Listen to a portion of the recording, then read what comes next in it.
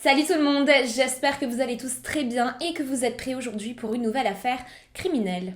Et j'ai très hâte de vous parler de l'histoire d'aujourd'hui parce que je suis prête à parier que les trois quarts d'entre vous n'en ont jamais entendu parler.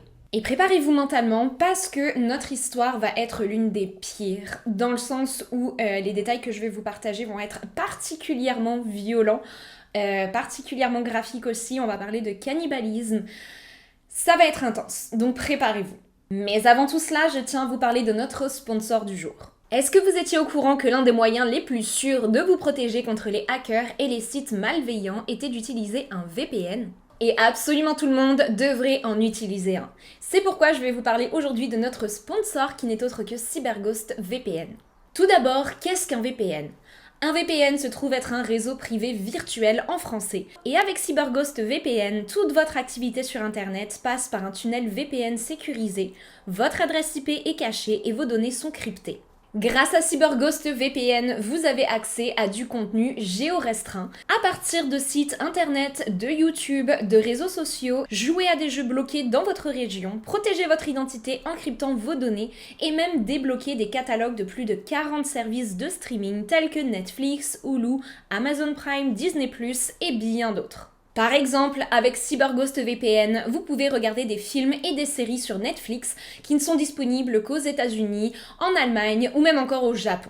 CyberGhost VPN est disponible sur toutes les plateformes, Windows, macOS, Android, iOS et bien d'autres. Ils ont une politique extrêmement stricte. Ils ne collectent et ne partagent aucunement vos données. Et sachez qu'avec CyberGhost VPN, un seul abonnement vous permet de protéger 7 appareils différents, ce qui vous permet de partager donc votre abonnement avec vos amis ou votre famille. Vous aurez en plus de cela une garantie satisfait ou remboursée de 45 jours, en plus d'un service client en français 24 heures sur 24, 7 jours sur 7, donc tout est sans risque. CyberGhost VPN compte pas moins de 38 millions d'abonnés à travers le monde, et ce car il est extrêmement facile d'utilisation. Il a en plus de cela 5 étoiles à Trustpilot et est donc l'un des meilleurs VPN sur le marché. CyberGhost VPN est extrêmement recommandé par les grands sites tels que Clubic, Presse Citron ou encore le Journal du Geek. Et aujourd'hui, CyberGhost VPN et moi-même vous offrons une offre immanquable. Vous allez obtenir votre abonnement à seulement 2,03€ par mois, ce qui fait une réduction de 83%, en plus d'obtenir 4 mois gratuits. Profitez donc aujourd'hui de cette offre absolument exclusive grâce au lien que vous allez retrouver dans la description de la vidéo. Merci encore à CyberGhost VPN d'avoir sponsorisé notre vidéo du jour. Et maintenant, je vais vous laisser vous installer bien confortablement car on va commencer.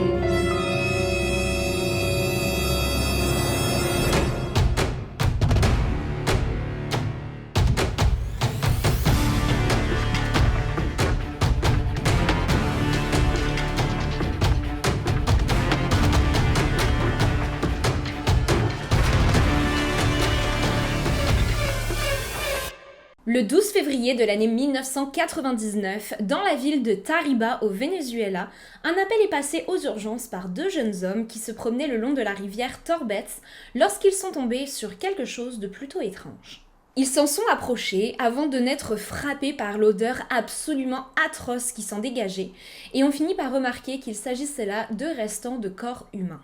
Et il ne s'agissait pas là du corps d'une seule personne, mais bel et bien de plusieurs individus. Et le pire est encore à venir, car aux alentours de ces restants de corps humains sont découverts tout un tas d'objets tels que des vêtements, des livres, des documents ou encore des chaussures, appartenant tous à des personnes ayant été portées disparues durant les mois précédents. Les policiers vont alors fouiller l'entièreté du périmètre autour de la rivière et décider de drainer au complet l'eau de cette fameuse rivière pour s'assurer qu'il n'y ait pas d'autres corps dans les alentours. Et malheureusement, ils vont effectivement découvrir de nombreux conteneurs remplis eux aussi de restes humains. Ces derniers semblent avoir été complètement charcutés, comme si quelqu'un en avait extrait la chair et retiré les parties les plus tendres, ce qui leur laisse immédiatement penser qu'il s'agit probablement là d'actes de cannibalisme. La police du coin n'a jamais fait face à une scène de crime d'une telle violence et est totalement perplexe face à cela. Et lorsque la nouvelle s'ébruite, tout un tas de spéculations voient alors le jour. Certains des habitants pensent qu'il s'agit là de trafic humain, tandis que d'autres se disent qu'il s'agit probablement là d'une secte satanique qui sévit depuis déjà plusieurs années. Car il faut savoir qu'à ce moment-là, la ville était déjà depuis 1 an dans la tourmente, et ce lorsque des dizaines d'hommes ont commencé à disparaître sans la moindre explication. Et même si dans une ville extrêmement pauvre telle que Tariba, il arrivait assez régulièrement que des personnes disparaissent, jamais ceci n'était arrivé en aussi grand nombre, et les habitants commençaient de plus en plus à se poser des questions. Une enquête de police avait justement eu lieu des mois auparavant pour tenter de comprendre d'où pouvait bien venir ce taux de disparition inexplicable, mais n'ayant eu aucune réponse à cette question, l'investigation a fini par s'essouffler et tout simplement prendre fin. Mais ce fameux 12 février, les policiers réalisent qu'ils ont devant leurs yeux les réponses à leur enquête classée sans suite, et ils comptent bien se servir de tous ces indices pour finalement la résoudre. Ils vont alors frapper aux portes des domiciles entourant la rivière pour questionner ses habitants et commencent par rendre visite à un certain José Dorancel Vargas Gómez. José est connu pour être un vagabond sans le moindre argent, plutôt réservé et qui ne se mêle jamais aux habitants de la ville.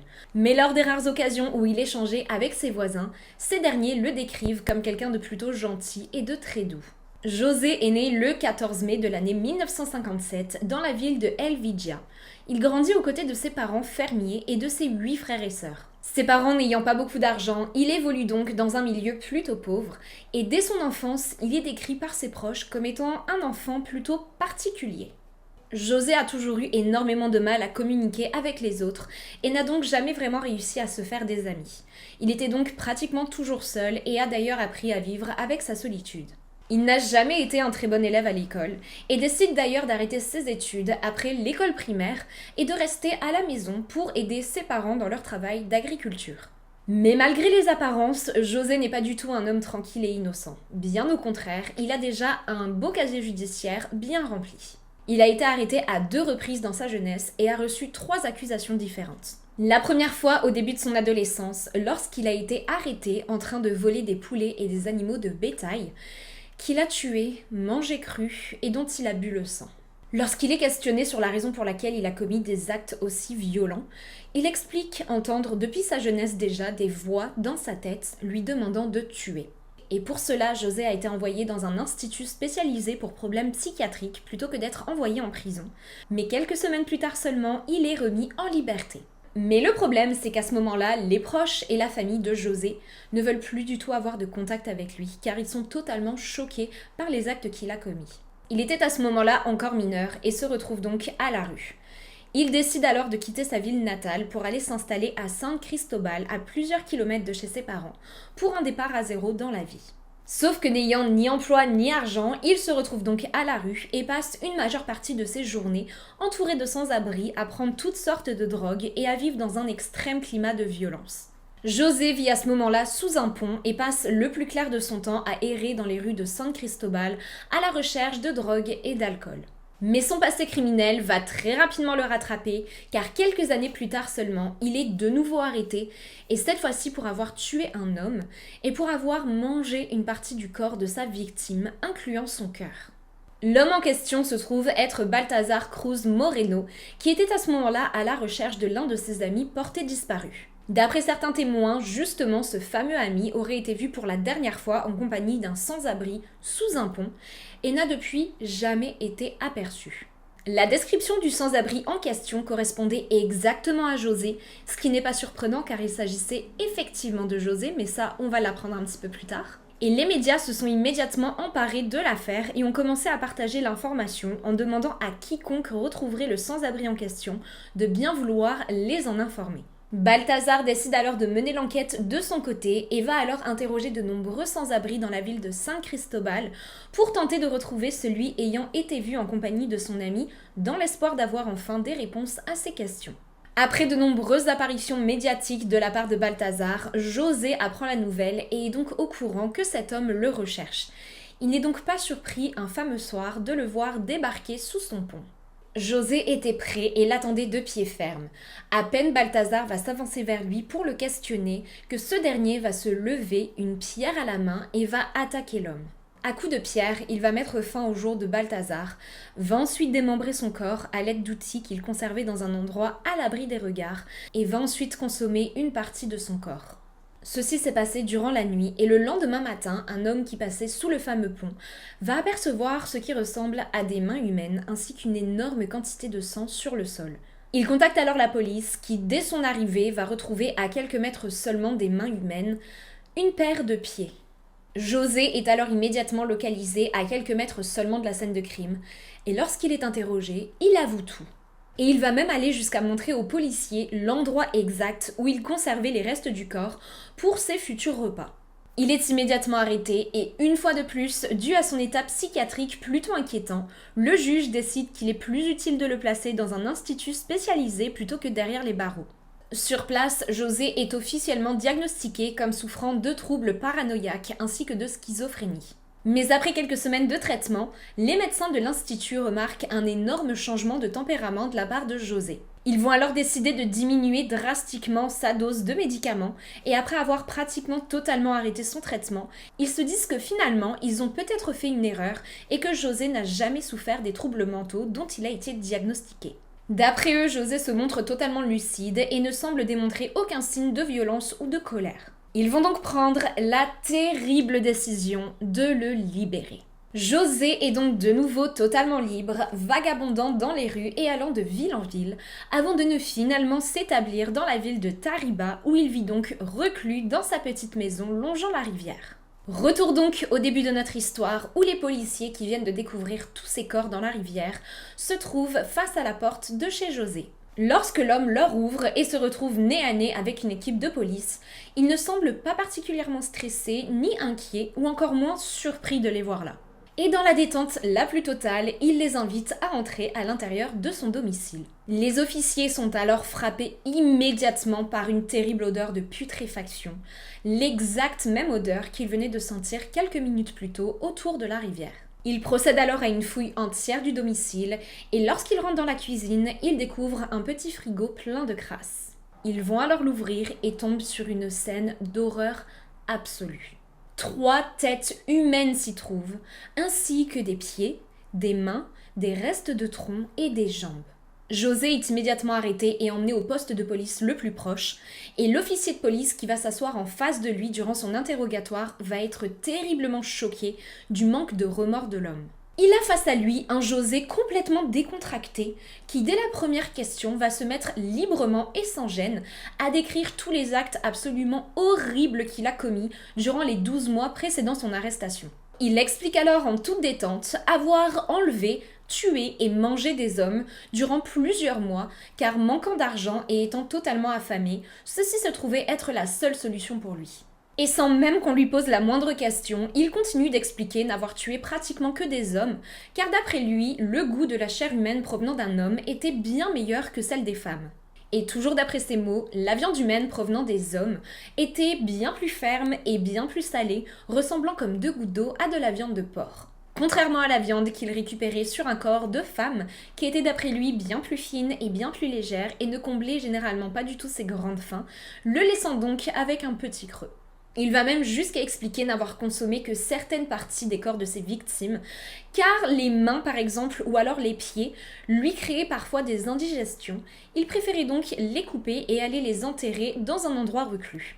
Une fois sa victime démembrée, il conservait les parties de corps au milieu de gros rochers, permettant ainsi de les conserver au frais. Car je vous rappelle tout de même que cette histoire se passe au Venezuela, où il fait donc très souvent extrêmement chaud. La viande exposée au soleil se mettait donc très rapidement à pourrir et à sentir particulièrement fort, et n'ayant pas de place dans son frigo pour toutes ses victimes, il a donc trouvé cette solution de secours.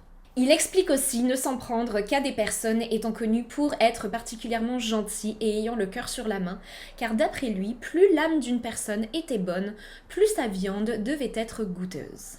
Il va même aller jusqu'à partager avec les policiers certaines de ses recettes favorites, incluant une soupe dans laquelle il laissait flotter les yeux de ses victimes ou encore des morceaux de langue.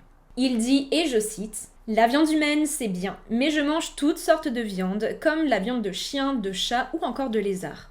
J'enterre les têtes et les pieds et je jette les os dans la rivière.